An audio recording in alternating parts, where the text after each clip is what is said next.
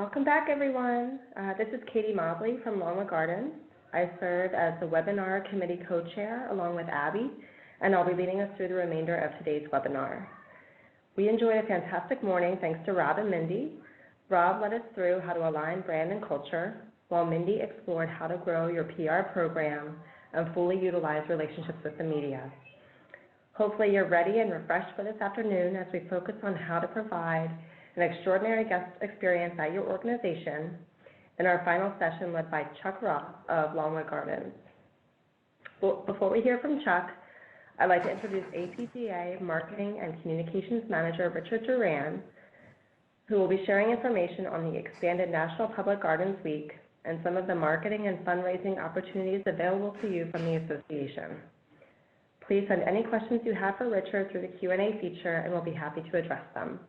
Richard, the floor is yours. Thank you very much, Katie. Sharing the screen now, terrific. Yes, I am Richard Doran. I am the Marketing and Communications Manager here at the American Public Gardens Association, and just wanted to take a little bit of time today to talk about National Public Gardens Week. National Public Gardens Week debuted last year after 10 years as National Public Gardens Day. It had always been the Friday before Mother's Day. And this year last year we expanded it to a full week, and this year it's going to run from the Friday before Mother's Day through the Sunday after Mother's Day. That's May 8th to the 17th. And one of the reasons we extended it to the full 10 days is that a lot of people still wanted to do National Public Gardens Day on the Friday before Mother's Day. And so we just decided to keep everybody happy and let them go with that.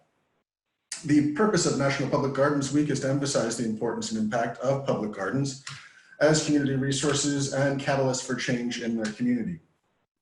One of the things that we have found is that public gardens have that opportunity to really be able to reach out as part of your admissions to be part of that experience for your visitors. We also want to emphasize how gardens grow resilience amongst the individual, the community itself, and also the world at large, so that people can build their own resilience by visiting your gardens, be a part of the community itself, and how it's emphasizing resilience amongst the community, and then also for the world itself, be part of the addressing the global challenges of climate change and other issues. The three themes we have are to visit, value, and volunteer at your public gardens.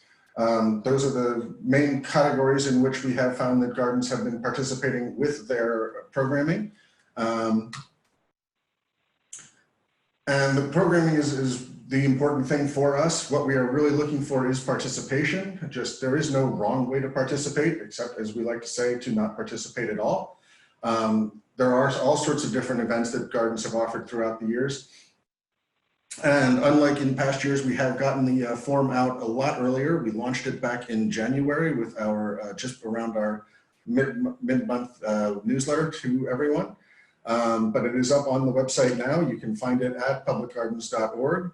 It's under the Programs tab, and then National Public Gardens Week. And what we've tried to do is really address some of the complaints that we had from last year when we did this for the first time. And that was, the form was a little bit clunky. We hope we have streamlined it a little bit and made it a lot easier for you to use, and made it a lot easier to enter as many events as you'd like to. And there is no requirement to for a specific type of event. I'll show you in a little bit the places where you can find some of the examples that gardens have done over the past decade as National Public Gardens Day, but also in National Public Gardens Week. It really can be anything. And a lot of gardens just post things that they're already doing. It's really a way for you to get some additional publicity for your garden's activities during the week and up and around Mother's Day. One of the places you can find some ideas is the National Public Gardens Week Toolbox, which is on the website. You can also find that under Programs and then National Public Gardens Week. You'll see ideas under the Visit, Volunteer, and Value topics, and there is a short video toolbox as well. There's really, again, no wrong way to participate. You'll also see right there, there's an example from last year. Sherman Library and Gardens out in Costa del Mar, California, did an entire themed day each week, or each day had a specific theme during the week, and it's really something that I think worked out very well for them. Again, not a requirement, but it is something for you to think of. And then there's also the My Garden fundraising campaign, which we'll also talk about a little bit. There is a strategy guide on the website and some things of, that's a pilot fundraising campaign that we started last year, which if you don't have the ability to do things like text to give or online donations, and I know most gardens do have those things, and we've integrated those as well, but we do have the opportunity for you to take that. Taking a quick look at the event form, this is the new form that we have going out this year. You can submit your event, and we do have the ability for you to print out coupons from the website if you want to use our coupons for the events, just so you can track who is coming and how they may have got found out about your events. Thankfully, this year, you're only going to need to put in your contact information once. All of this information, as you can see, is strictly for association use only. It does not appear on the website anywhere. It's a way that we can track and make sure that the person who is entering the events is actually with the garden, and also that we can contact you after and find out how your experience with National Public Gardens Week went. You'll see at the bottom there, it says garden, and as you start typing in your name, it should populate what your garden's name is.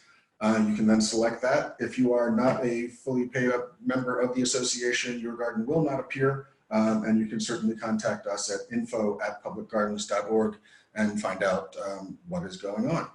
We've already had a couple of gardens contact us after we launched the form in January. Then there's a place to enter just a general statement about your garden's plans for the week. This would appear on a banner that will be on your garden's page on our website. As you may know, every garden that's a member of the association has a specific page on the website. And during National Public Gardens Week, a banner will appear at the top of that with your statement about what your garden is doing, and also a link to your the events that are specifically happening at your garden that are listed on our website. And again, here we have the My Garden campaign. There are a couple of different ways that you can be a part of that. One is if you are doing it through our Mobile Cause affiliate, then you can put in your campaign URL there. If you just want to make sure that you can drive people to your own website where they can make donations, you can put in your own fundraising campaign URL there as well. So hopefully that we'll find some, I think we raised over $12,500 last year during National Public Gardens Week for the gardens that were participating in the My Garden campaign.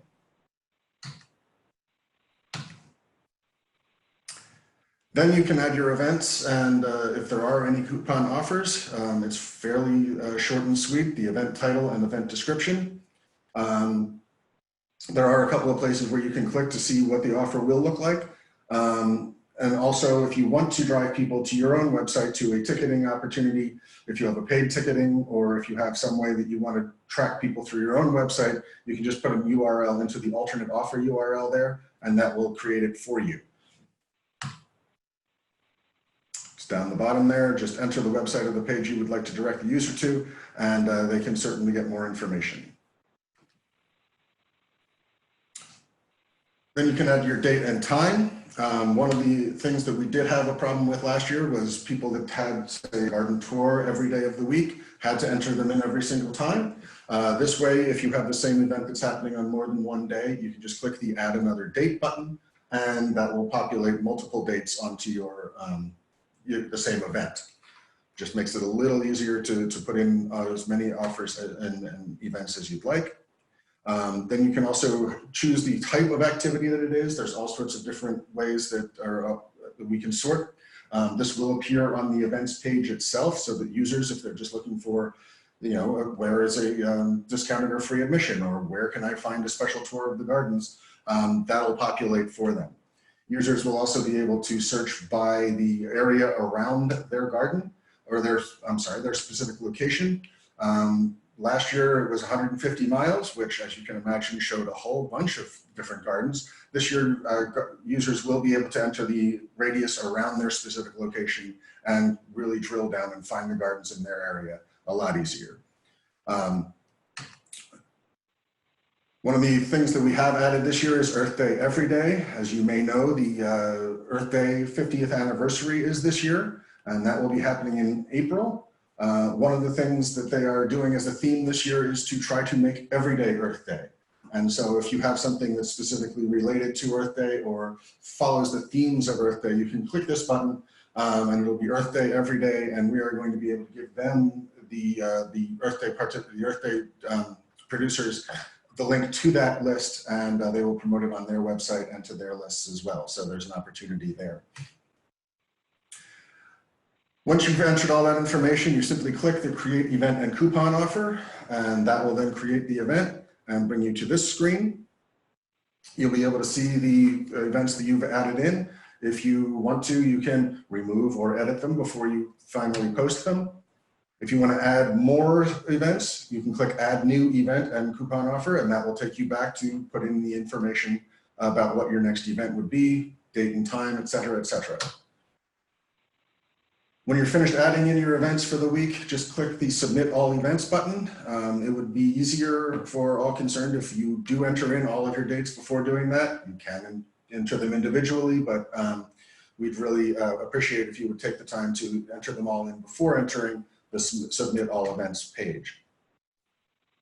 We are going to start the events list in March, which will give users a good 2.5 months before National Public Gardens Week opens, so that they'll have an opportunity to find events in their area. Users can go to nationalpublicgardensweek.org or .com, and that will take them directly to our gardens map, which I'll show you in just a second. We also have secured mpgw.info. If you're looking for a smaller URL, it's a lot easier to say to some people, and also to fit in some of the places where you might have shorter entry boxes and a list and a limit on the number of events that or number of characters you can use. This is our gardens map. This is showing all the gardens within 150 miles of Philadelphia. And you can see right smack dab in the middle, a nice little orange flower that indicates that that garden has entered in events for National Public Gardens Week. This was taken yesterday, so there are gardens in the area and also across the country that have already entered in their events.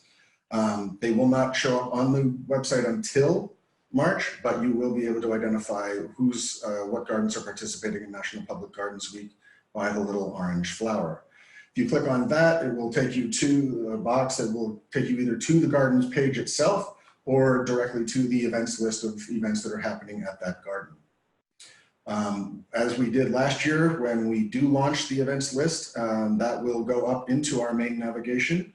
Last year it was between About Public Gardens and Members, and it was just National Public Gardens Week. It took users directly to both the events page and to the gardens map, and then also to some of the other pages like our partners.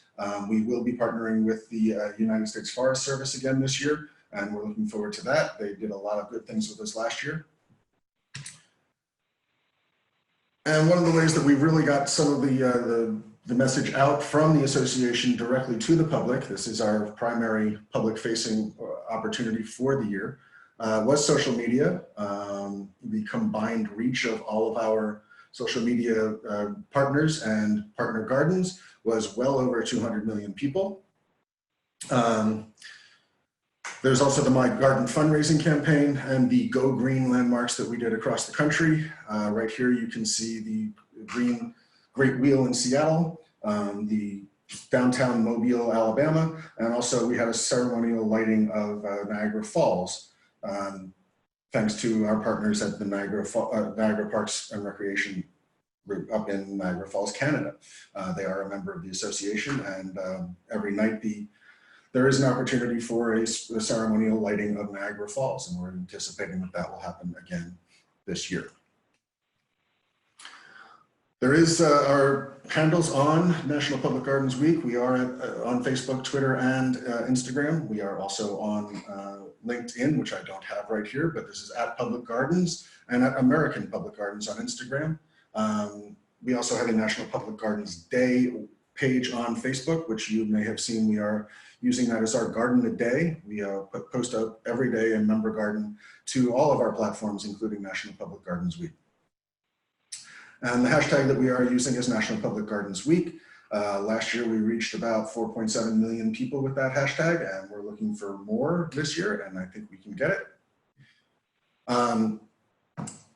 Information about the Mobile Cause fundraising. It is online and text to give. We have put together several how-to webinars last year. Joan Thomas, our Director of External Relations, has those up. They are on YouTube, and you will be able to find them on the National Public Gardens section of the website. It should be really simple to join up. You can create your own page on Mobile Cause and direct people to it, or just you'll be able to give them a special number to text to, and then they will get a prompt to go back and fulfill their pledge during the fundraising week. And finally, the important part for us, we'd just love to hear what you guys are all doing with National Public Gardens Week. Send us your stories, photos, videos, anything. There's all sorts of fun stuff that goes on at gardens across the country. And we have gotten a lot of good stuff. I have a video that we did debut at the annual conference last year, but I will run again at the end here. But that's pretty much the end of my presentation. So do send us your stories. We are looking forward to it, and hopefully having another record-breaking year for us. Happy to take any questions if anybody has them. Yeah, thank you, Richard, for all that information on what's sure to be a great National Public Gardens Week. We did have a couple questions come in as you were sharing. The first is from Aaron White, and Aaron asks, is the Mobile Cause capability available independently of National Public Gardens Week? Mobile Cause is a partner of ours, an affinity partner. So if you look on the website, it is under members and then affinity programs. You can get information about using Mobile Cause more often.